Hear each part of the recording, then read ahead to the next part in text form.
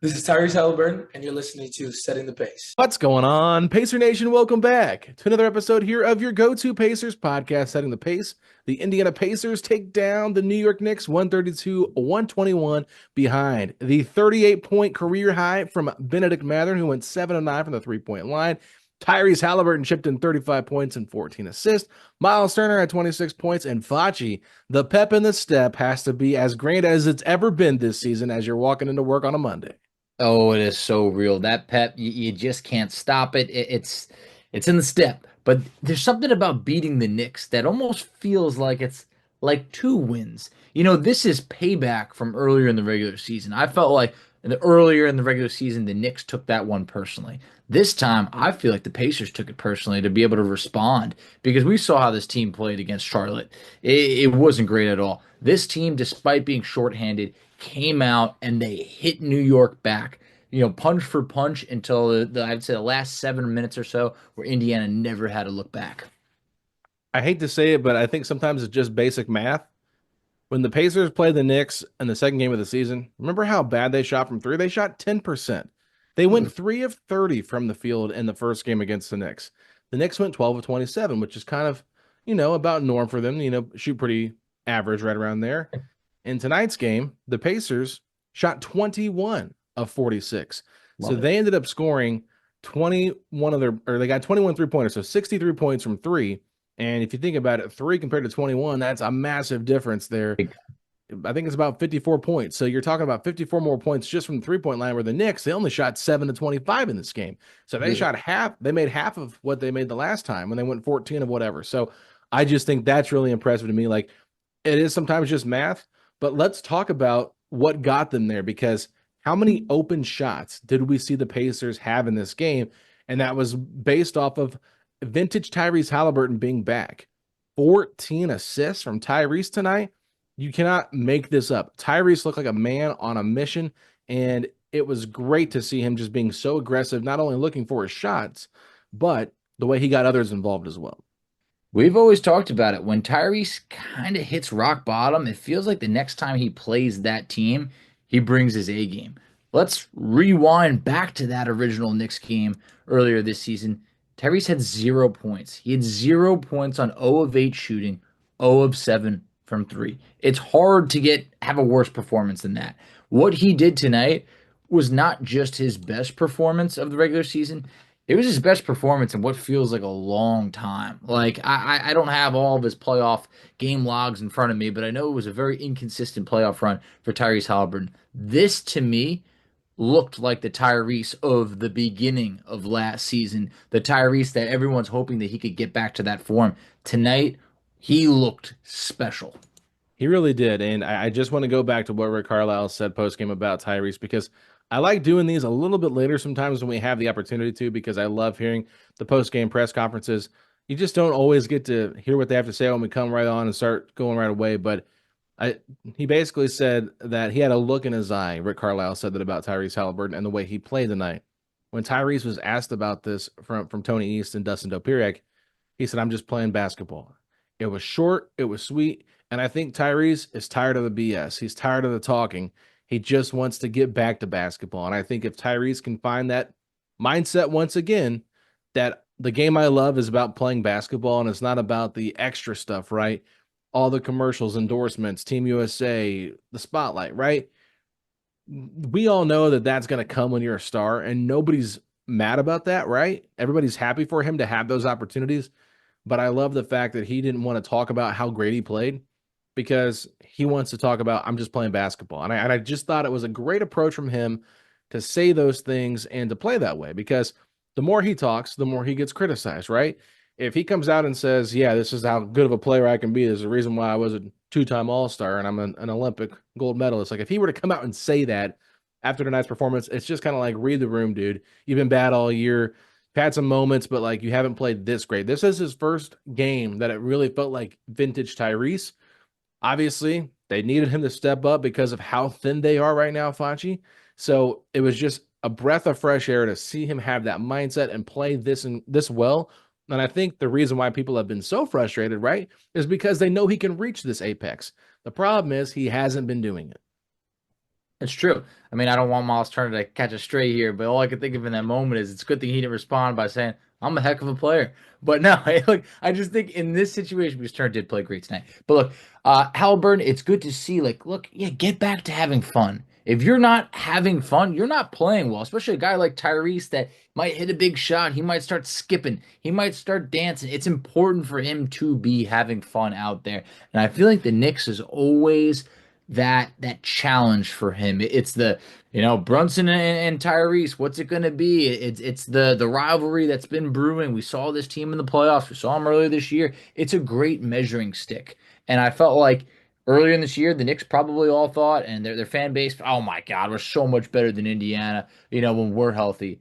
Well, tonight they ran into a Pacers team that was anything but healthy. And I felt like Indiana responded. And this win, like I said earlier, it meant more than just your typical regular season win. To me, it felt like, hey, the end of the bench, it's getting shorter and shorter. Well, someone's got to step up. I felt like tonight, the starters, at least, 4 out of 5 of them really. I don't even want to say 4 out of 5 of them because Siakam, who's been great all year, this was a very quiet Pascal Siakam game. But the Pacers tonight had what felt like a true big three of a Haliburton, Mathurin, and Myles Turner step up to be able to shoulder the load.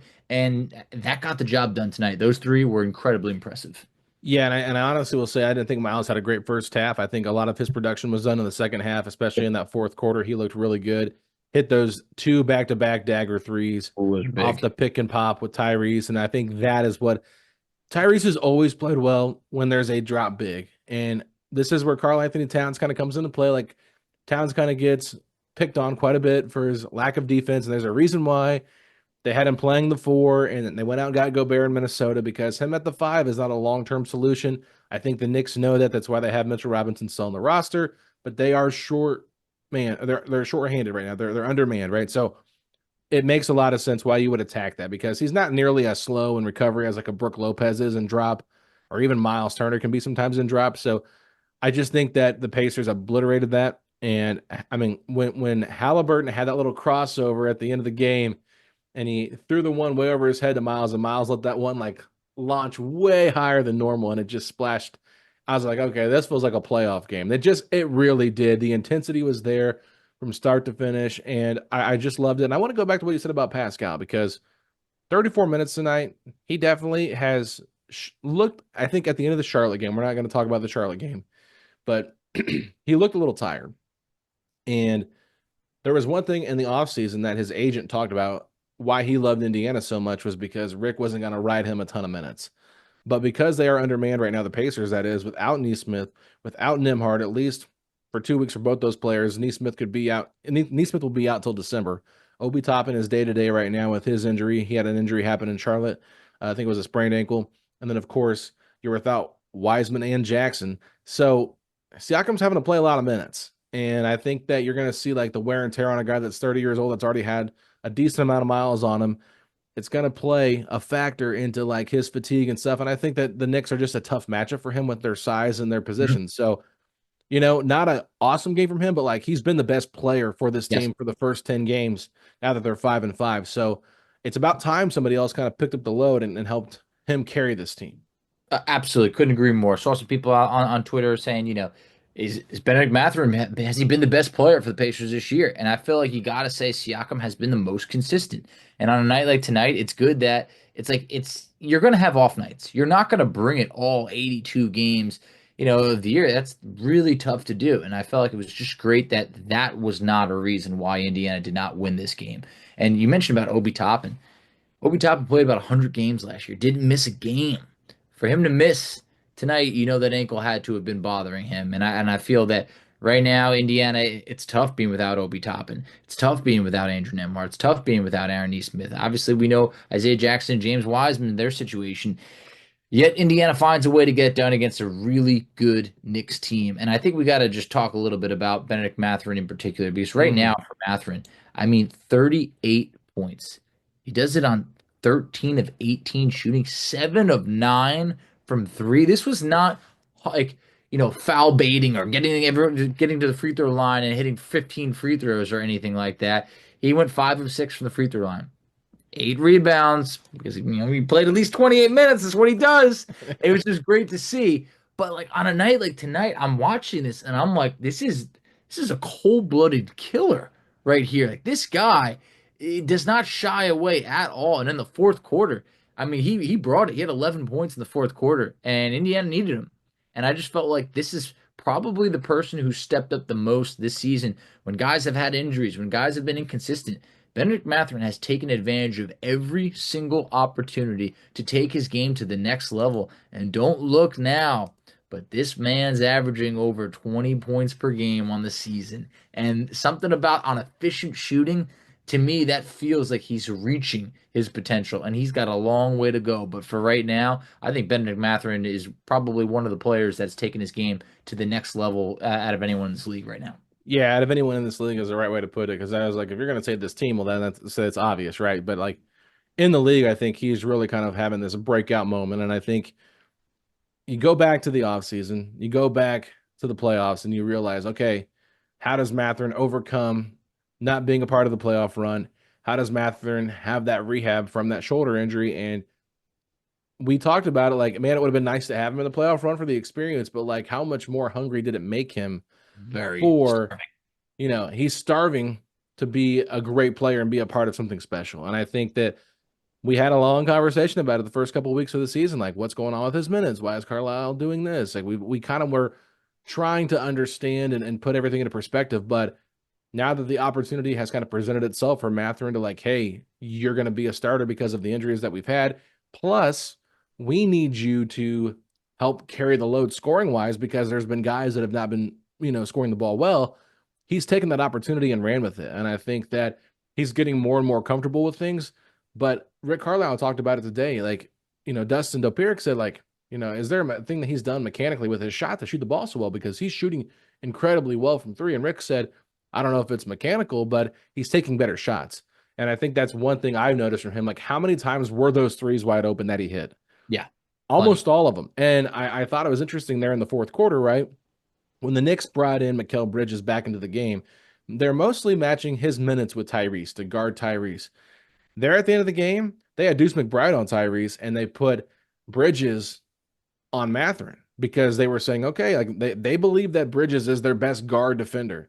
And so even though Tyrese was cooking with 35 points and 14 assists, they're like, Mathurin is just unbelievable right now. And like the fact that he got his career high on an offensive rebound putback, like that is like all the things that you're wanting to see from him. So, defensively throughout the year, there's obviously been some spotty moments here, but offensively, Mathurin's been great. This was easily the best Pacers game of the season, plus the best game for Mathurin probably ever in his career because of how well-rounded it was. So 41 minutes tonight for him, that's tough. You talked about 11 points in the fourth quarter, 11 points in the first quarter, 10 points in the second. Didn't score as much in the third, but a very balanced attack from him from quarter to quarter. Didn't kind of feel like he was rushing to take shots or kind of forcing to take shots, which we've seen before because he only had 18 attempts. I know that was the team leading a number for field goals made, but like when a guy is cooking it that well, you can maybe see them put up 25, 30 shots because of how he's feeling it. Everything was in the rhythm of the offense and in the game. And I don't know how many times I saw Carlisle stop and clap his hands after Mathurin did something. And when Carlisle applauds you when he's coaching, that means he's approving of what you did.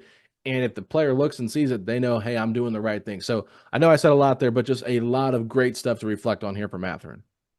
Yeah, it's just been such like a huge, step forward, a growing season for him. And right now, I mean, this is you never want injuries to happen ever, but he has made the most of these injuries and this opportunity to the point where the idea of him coming off the bench anymore just feels absolutely wrong. And I think that by him to be able to have an extended period where he will be able to, be in that starting lineup, I think it's going to be enough to just say, hey, look, this is, you just got to roll with it. And right now, I think that Bennedict Mathurin, it's awesome to see. I think he is playing the game right. He's not just looking to score. He's just been, playing well across. We had a block tonight. The assist, I feel like at times felt forced in the past. Like it didn't feel natural, and that's okay because we know what he is. But I also just feel like you're seeing the consistent effort on the glass and good shots, just like you mentioned. Great to see. Tyrese Haliburton is another guy that we talked about for Mathurin having 11 points in the fourth. Tyrese having 12 in the fourth. I feel like Tyrese Haliburton, you saw him not settling for so many threes. I mean, yes, he did take 10 threes, but that also means that he had 8 shots that were within the arc. And I feel like he was able to get to the lane at times, which was great to see. We are able to see him get to the free throw line. 11 free throw attempts. Yep. I mean, just overall, that's something that like you wish you could see all the time. Because what's frustrating is the plenty games where Tyrese gets to the line 2 times against Charlotte. And when I say 2 times, I mean 2 free throw attempts. There's 1 trip to the line. 2 free throw attempts against Orlando. There was just an and 1 against Boston earlier. It's like very inconsistent times. So to have 11 free throw attempts tonight is just a more aggressive Tyrese that puts that pressure on the defense. And overall, I mean, this was just Pacer basketball. They didn't have the 30 plus assists that we're used to having. But man, they protected the rock in this game. They really did. And I feel like that is just something that cannot go unnoticed about this Pacers team is that 10 turnovers. 10 turnovers this whole game against the New York Knicks. Gotta love that. 10 turnovers, Facci, in the game, but 10 only in the first 3 quarters. They combined for 0 turnovers in the fourth. So the fourth quarter they played was beautiful. 40 points in the fourth quarter. They had 9 assists. Tyrese Haliburton had 5 of them.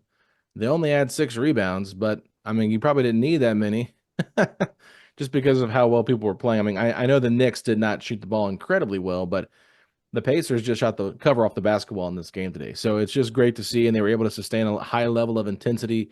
I thought, for me personally, just the way that the Pacers in that fourth quarter, Rick Carlisle only played 7 guys in that quarter. It was the starting 5 with Jarris Walker and TJ McConnell logging minutes, so he did not play any of, the Johnny Furphys, the Quentin Jacksons, or the Enrique Freemans, because, those guys, they did a decent job in the minutes that they played, and they were asked of to kind of spare these guys some minutes here and there. But like Mathurin and Turner played the entirety of the fourth quarter, and I know Turner had been in there a little bit at the end of the third too. He was gassed. There was plenty of times where I saw him gassed, things like that.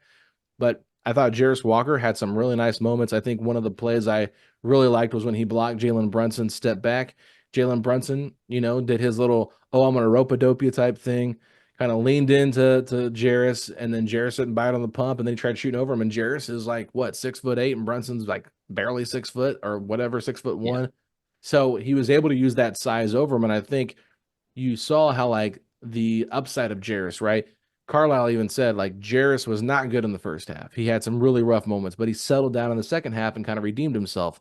He did have 2 big threes there in the second half as well that kind of kept the Pacers afloat when the Knicks started to pull away. So, just some really good play. I thought Shepherd was pretty average, in terms of, like, stat line, what he did. You didn't stand out, but, like, if you watch a game, he did a really good job guarding Brunson. I mean, that's a tough task to ask a guy in his second year when Nesmith and Nembhard were the 2 primary defenders. So I just felt like you got a lot of good play from your role players, but your stars showed up. And I mean, I don't know how many times we've said this, but it's really basic. Like, when your best players play great, you're going to have a much, much higher chance of winning. And let's not just sleep on what the Knicks did. I mean, they had some really good stat lines here from their team. I mean, OG didn't do as much in the second half, but I mean, Brunson had 33, Towns had 30, OG had 25, Josh Hart had 16. It's like, they still put the ball in the basket. They still had effective games, but Indiana was just too much tonight for them.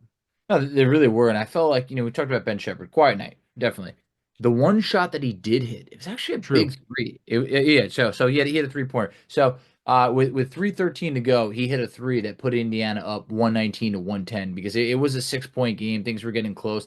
And I just felt like in that moment, I was like, I don't know, it just like felt like a big shot. And I feel like he doesn't have to always bring it on the offensive side, but he was still a +5 in this game, played hard, played 23 minutes. So yeah, so it was just one shot that he hit in this game. He was 1 of 4. But yeah, it was a big shot. And I just felt like down the stretch in this game, you saw repeated big shots. We saw a big 3 from Mathurin. We saw the Haliburton shots. We saw the Turner, threes that you talked about before. It's like they closed this game out. And we've not been able to say that a lot of times this year when you talk about, the meltdown against the Boston Celtics or a couple games ago recently against Orlando, like letting teams hang around very late in the game. Indiana did not do that. For the final 7 minutes, they did not look back. And these were a lot of shots that at times felt like weren't going the Pacers' way earlier in the season, the past few weeks. Tonight was just that night to be able to respond. You hang 132 on a night where you really couldn't get any bench play. Like the Pacers are so thin right now that there's not a lot of talent coming off of the bench when you're missing guys like Obi Toppin, or Andrew Nembhard or an Aaron Nesmith, guys that could be starters or are starters. I felt like tonight they made the most with what they have. And I'm just wondering, when do we get to use that excuse that Knicks use? Well, we're injured. We're hurt. When do we get to use it? Because I didn't see a lot of Pacer fans using it against Charlotte the other night. No, we lost the game. It was ugly. The way things played out, it was a forgettable performance. We played bad. But Yeah. Knicks fans, I mean, to this day, play us when we're healthy. We just did. Yeah. We beat you. So Yeah. this one felt good. Well, they didn't have Mitchell Robinson or Cameron Payne, so they're not healthy yet either. So there we Foch. go. That's true. We'll give them the They benefit got of their the doubt. loophole. Great. I will say this: I do like how passionate Knicks fans are.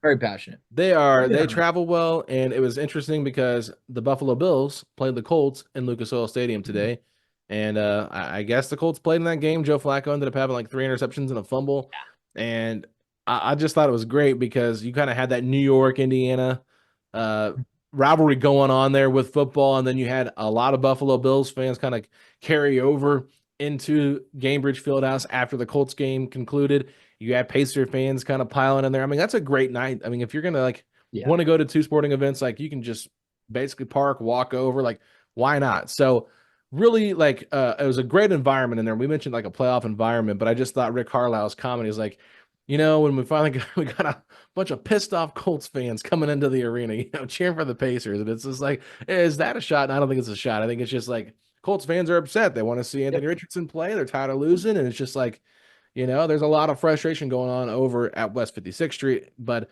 the Colts, they got to figure their stuff out. But the Pacers, they're 5-5, Facci. I know they get back to 500, and they're back in third place in the Eastern Conference. So I mean, they definitely missed an opportunity to beat the Hornets. I know the Hornets are injured too, so I don't want to hear any excuses. People are like, well, the Pacers were down all these guys. Like they were also up 13 points with 8 minutes left in the third quarter, and they got outscored 52-19 over the last 20 minutes of play, basically in that game. So we can wash that one away. There's no reason to overthink it, but like just the response that this team had to that poor loss, to getting beat by 25 points on national TV to the Knicks. I'm trying to go back. I was trying to do it before we got on here. I didn't have time. The Knicks didn't beat the Pacers in Gainbridge Fieldhouse once last year, even if you go back to the regular season. That's true. You got to go all the way back to the 2022-2023 season, I believe, for when the Knicks beat Indiana last inside Gainbridge Fieldhouse. So you're talking almost a full calendar plus year now that the Pacers have held their own against, the mighty Knickerbockers in Gainbridge Fieldhouse. So I just thought that was I would love to look that up. Maybe I can a little bit later, but I love that idea. No, yeah, I think that's a pretty good stat, and they actually come back to Indiana February 11th, the final time these teams play in the regular season. So let's see if the Knicks can end that streak. Obviously, I hope they can't. But that's going to be interesting because these teams very well could meet in the playoffs once again. It is a real possibility, and definitely a rivalry is coming. I think if the Knicks had handled the Pacers today, I think they would totally be overlooking Indiana and saying, when we're healthy, it's not even close. And we proved that that is absolutely not the case. So it's going to be great. We'll see what these teams look like in February when they face off. But for a day like today, I just really felt like, man, it's been a roller coaster of a season for the Pacers. The highs are pretty awesome. The lows, they're tough. But at some point, Indiana will have to balance out. The schedule right now, it's pretty tough. You got Orlando, but without Paul Banchero. Then you got Miami twice. But here's the thing, Alex, we didn't get to dive into the injuries that really happened. I think this is a good opportunity. Aaron Nesmith, what do you got? Let me just share this real quick. The last time the Knicks beat the Pacers was at the end of the 2023 season. April 5th, 2023. Then the Knicks beat the Pacers 138-129. And then Indiana, just a couple of days later on April 9th to end the season, won 141-136. I'm sure you remember that because it messed up the lottery position. Yes, nobody wanted that win. I definitely remember that one. That was it Jordan Noir was hot in that game, or someone went off in that game. Let me see. I'll look it up real quick. Ben Mathurin had 26 points. Obi Toppin Yeah, had 34 for the Knicks. yeah, I remember the Obi Toppin game. I definitely remember Jordan that. Moore, 19. Andrew Nembhard, Yes. 19. Aaron Nesmith, 14. George Hill, 17 off the bench. Buddy Hield, 15. O'Shea Brissett, 12. Gabe York had 7. James Johnson had 6. And Isaiah Jackson had 6. There was just something about Jordan Noir playing really well in that game that stood out to me when I was like, oh my God, I 7 of didn't 10 from the field, 4 6 from 3. Yeah, good memory. Yep. Yep. Mathurin, 12 Oh of 13 man. from the free throw line. Yeah. Wow. Well, hey, that one stands out. But a couple injuries to discuss. Andrew Nembhard, Aaron Nesmith, they're going to be out for an extended period of time. We believe 2 to 3 weeks each. For Nesmith, we knew it was going to be pretty bad. I think initially when that injury happened against New Orleans. For Andrew Nembhard, I really had no idea of what type of timetable to put on it. Alex, what are your thoughts? Both of those players not going to be here, probably, arguably for the rest of the month. Yeah, I mean, Rick Carlisle just came out and said it, and I thought it was interesting because it seemed like Nesmith was going to be day to day. He was in that boot. I mean, Carlisle said that on the radio show, and then all of a sudden, he said, "Yeah, he's not going to play till December." So we know that he's out until December. Yep. For Nembhard, he said he's out at least 2 weeks, but it could be December as well. So it's a rough stretch here. You got a lot of games. I think a lot of in-season tournament games coming up too. Yep. So it might not be as special as it was last year, but the amount of injuries that have been going on across the league has just been perplexing to me. I was watching the game live, but I was also on YouTube listening to Sam Vecini on the Game Theory podcast, and I actually asked him a question from our YouTube channel, and I was just like, "What do you guys think of all of the injuries that are going across the league?" And they had a lot of different thoughts on how Olympic years always make it more difficult, and injuries are more bound to happen with Olympic years, and then how they kind of had a soft training camp and preseason this year, and then guys are kind of rushing back into the regular season, putting a lot of wear and tear because a lot of them are lower body injuries, right? Yep. So that's what I think's been very interesting to me. So the Pacers, losing 3 key rotational players, for we know Wiseman and Jackson are out for the rest of the year basically, but Nesmith and Nembhard out for almost a month. That's a bummer. And then who knows what Toppin's going to be like. So that's 5 of your top 12 players on the Pacers roster, right? So that's obviously going to put your backs up against the wall. They do have an open roster spot, and I don't know if Obi Toppin's ankle thing was just a freak thing that happened in the Charlotte game or not, but that is why I was concerned about playing Obi Toppin a lot of minutes at the 5 position. Yeah. I think that if he's going to be banging up against bigger guys, Risk. how is that going to impact him throughout the regular season? So that's why I think that the Pacers really need to look long and hard about who to find at the backup center spot just to spare them, because I like Enrique Freeman, but he's not going to cut it for the at least for the next 5 to 6 months as your third string center when Obi comes back. So I think you need a little bit more depth there, and it's nice you can play Freeman now, but these injuries like Nesmith, Nembhard, those are 2 of your best defenders. So great opportunity for Mathurin, Walker, and Shepherd to step up, but also those guys haven't shown that they can be as consistent of players. Mathurin this year has definitely been more consistent, but especially Walker and Shepherd have not proven they can be consistent at a high level in terms of providing what both those 2 guys provide you. Yeah, I mean, look, Nembhard, Nesmith, you know what you're getting out of those 2 players. I mean, those are absolute starters from the regular season through the playoffs.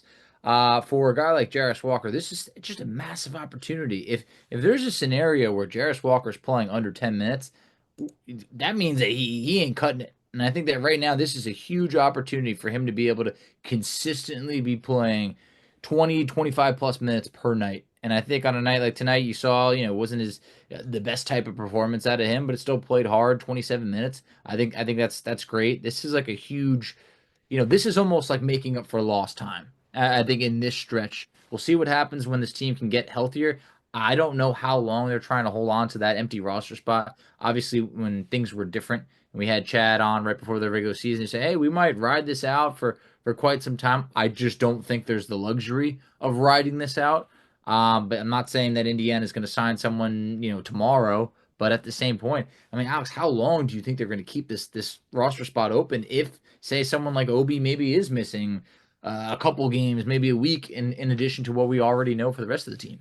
Yeah, I definitely think they're going to have to look and see what's out there, right? I mean, they could easily just, try to find like maybe a Jahlil Okafor, but I mean, he didn't look great in his Mad Ants debut. He had a better game in game 2, but I mean, that's not really moving the needle for me. I probably would rather just see Enrique Freeman out there for where Jahlil Okafor is at in his career, but that is an easy move to me.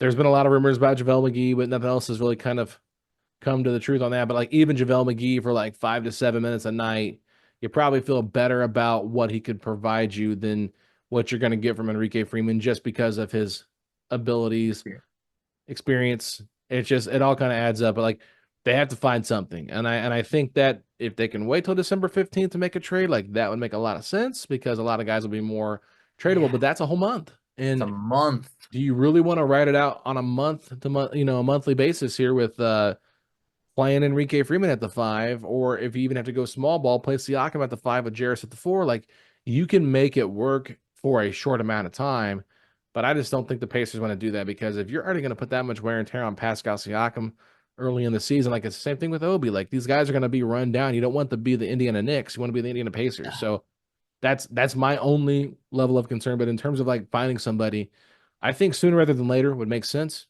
I know Carlisle hinted at that on the radio. It's been about a week since then, so we'll see if they decide to make a move. But I do think that the Pacers front office is aware of all of the injuries stacking up, and I think that they're thinking long and hard about making a move.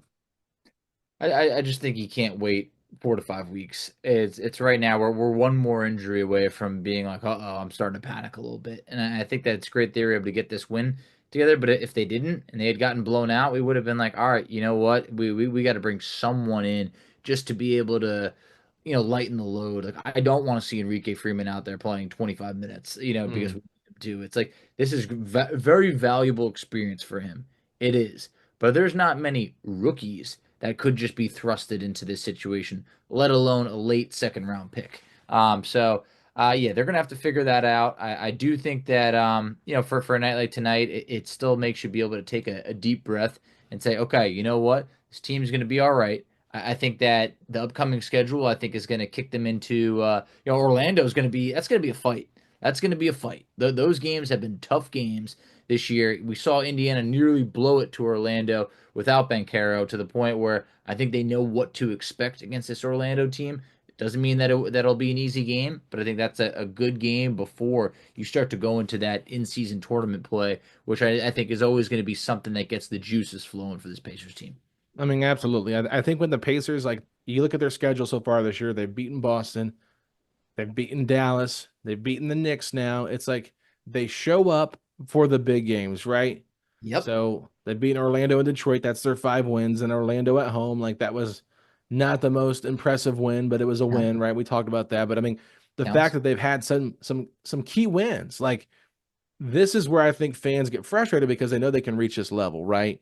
But they can't do it on a consistent basis. And I'm not expecting them to when you play 82 games throughout the year. But, in-season tournament runs coming up, hey, they found their mojo last year with this. They've had a tough schedule, like probably one of the toughest in the league. We knew it would be tough. We knew it would.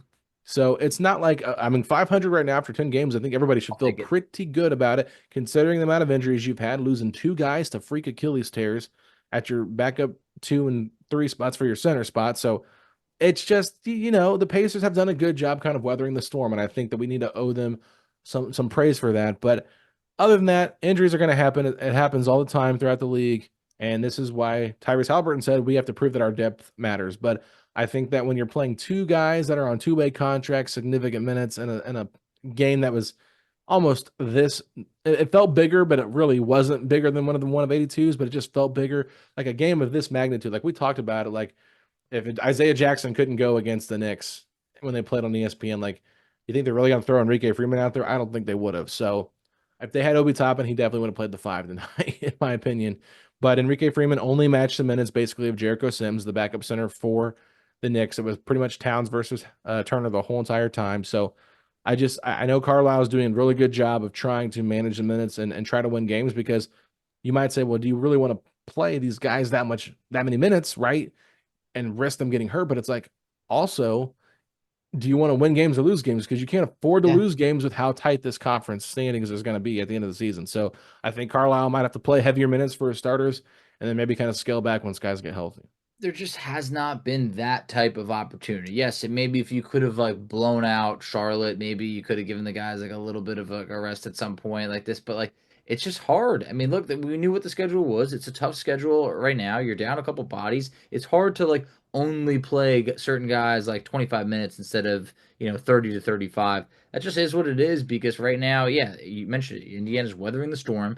There's some teams in the Eastern Conference that are really struggling right now, and I think that these games picking up these early victories is going to be valuable for later on if you do want to have home court in the playoffs. So I think the Pacers have been a little bit inconsistent, but we're all right with it. I mean, at this point, things could be so much worse right now, and things could also be a little bit better. Yeah, if Indiana did handle business against a depleted Philly team, against a Charlotte team like that, then all of a sudden you're looking at the Pacers as being one of like the darlings of the Eastern Conference, probably getting talked about a lot more. But I think a win like this against the Knicks, bouncing back from a 25-point loss where Tyrese Haliburton scored 0 points, this earns respect amongst the league. I'm really proud of this win, and I feel that this is something that you can build upon. I definitely agree, Facci. So let's go ahead and give out our awards here for tonight's game. We have our Mel Daniels MVP of the game. Facci, who are we going with? We're going Bennedict Mathurin. Career night for Mathurin. Continues to top himself. 38 points on 13 of 18 from the field, to 7 of 9 from 3. He chips in the 8 rebounds. I just feel like he looked every bit of the part and deserving of MVP in what was honestly a close race with someone else who's going to finish probably Yeah, second place in my mind. yeah, and Ben Mathurin, career night, 38 points. He deserves player of the You game. got to give it to him. So you got to give him the Mel Daniels MVP of the game. He was fantastic in this game, and they would not have won this game without his incredible performance. Rick Carlisle called it breathtaking.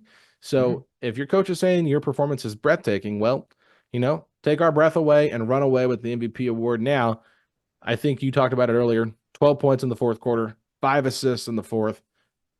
Reggie Miller, clutch player of the game, once again has to go to Tyrese Haliburton. Tyrese Haliburton, 35 points, 14 assists, was a positive plus 12, I believe, for the game tonight, or maybe it was even higher. Yeah, plus 12 for the game. So just a great performance from him in this one. And you can tell, like, there's a picture of him in the third quarter that FanDuel had where he's got his, back brace on and he's grimacing. Like, it was just All that.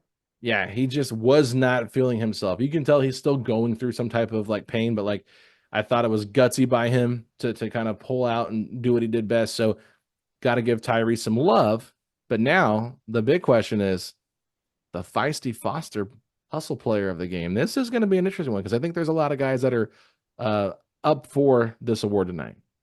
No, there is. I think this was a feisty performance by the team because they needed to all kind of chip in for this one. But you and I were talking a little bit off air, and I think you had a player that I think that this is the perfect type of game to give him a shout out. So, Alex, you want to tell everybody who you wanted to go with?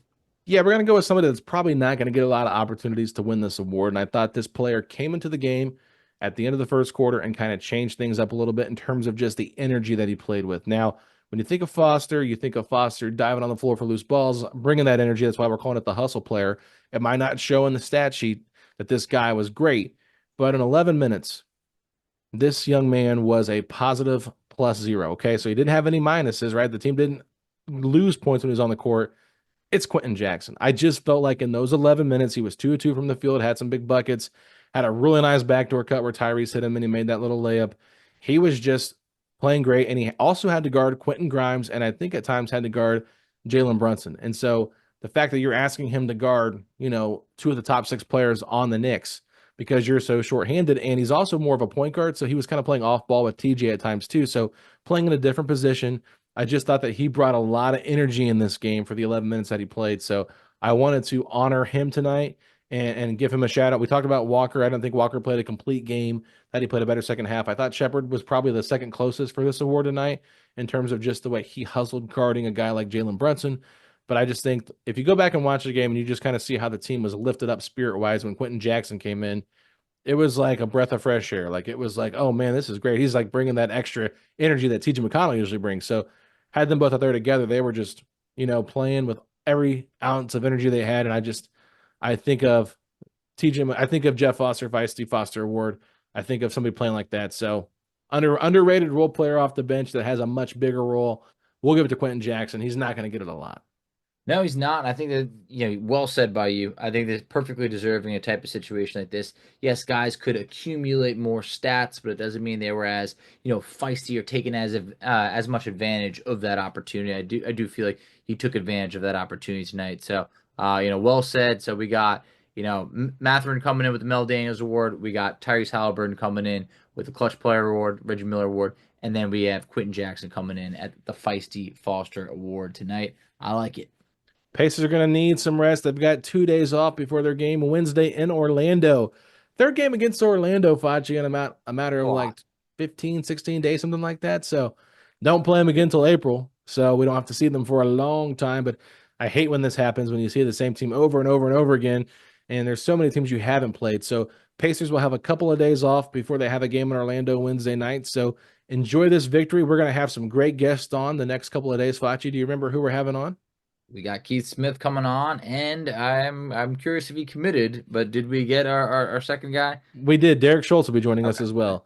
So we will have an episode with Derek Schultz for you guys on Tuesday morning, and then Wednesday, Keith Smith will be joining us, and I think it'll be great to talk with him about a lot of different things NBA wise. But he also, and he also, in addition to covering the Boston Celtics for the most part, he does cover the Orlando Magic as he lives in Florida. So this will be a great way to kind of talk to him about the matchups he's seen between the Pacers and Magic early this year, what he thinks about this game coming up. So we'll have more of a game preview as well as like an NBA discussion with him. I think it's going to be really good.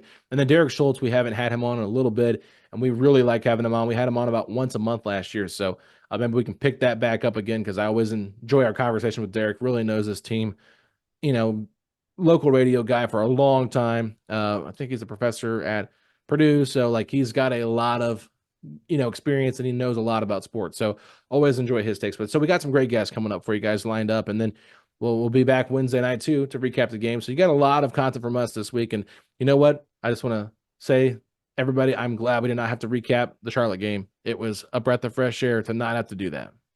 No, me too. Look, it's like we try and give you as much content as we can, but I'm happy that Hornets game fell on a Friday night. It was the perfect time because I mean Indiana, they were stuck in quicksand, cement, whatever you want to say. They just disappeared. And I'm happy that one is part of the past. And you and I went back and forth where we went, do we cover the Charlotte game in this? And it's like that was such a low, and this Knicks win is such a high that it's just like, you know what?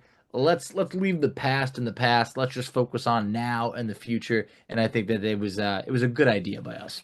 Yeah, we might be back on Friday night to recap the Heat game. I don't know yet. I mean, it's going to be a tough one just because they do play again on Sunday, so it might make more sense to recap both games on Sunday. We'll kind of see how things go. I mean, if it's a great, buzzer beater, nail biter, like we might find something, but don't want to commit to anything. And then we got another in-season tournament game coming up shortly after that.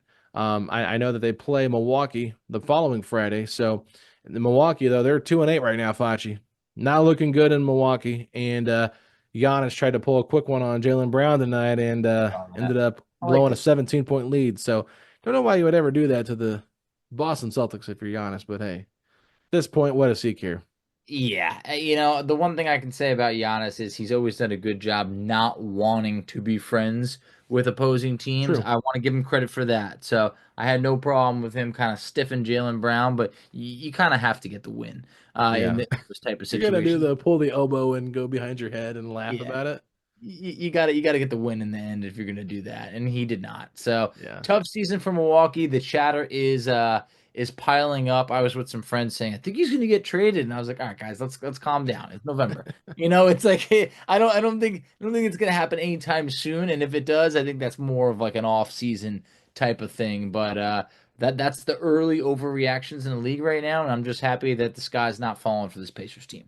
Nope, it's not falling, but they do have to continue to kind of approach it as a game-to-game basis as they are short-handed, and they're going to need to really step up and approach each game almost like they did against the Knicks. I know that you can get up for a team that's that good in New York, but hey, you got to get up for the teams like Orlando because those games will matter at the end of the season. So, Facci, we've gone a little bit lengthy on our recap, but hey, when you win a big game like that against the Knicks, you got to talk a little bit lengthier about it. So the pep in the step is there. You got some coffee in your cup.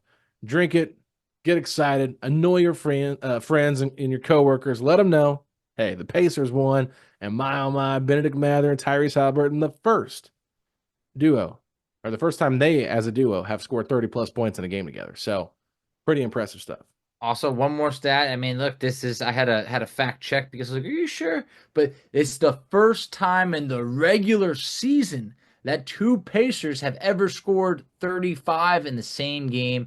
You'll remember if you've been with this team for a long time, Reggie Miller, Jalen Rose each scored 40 in a playoff game, but for the regular season, this is the first time two Pacers have ever scored 35 or more in the same game. So it just shows that this team, Mathurin, Haliburton, those two, you hope they have a long future together because they could be something special. Absolutely, Facci. Well, we're going to go ahead and wrap things up. So, Pacer Nation, thank you all so much for tuning into another episode here of your go-to Pacers podcast, Setting the Pace. We appreciate you all. As always, leave us a 5-star rating and review. If you're watching this on YouTube, hit the subscribe button, give us a thumbs up, like this video so more people can see it, because we want to make sure that all the Pacer fans out there know where to go to for their post-game recaps. So with that being said, Facci, if you're glad the Pacers are back to 500 and beat the lowly New York Knicks, hit me with those 3 words. Let's go, Pacers!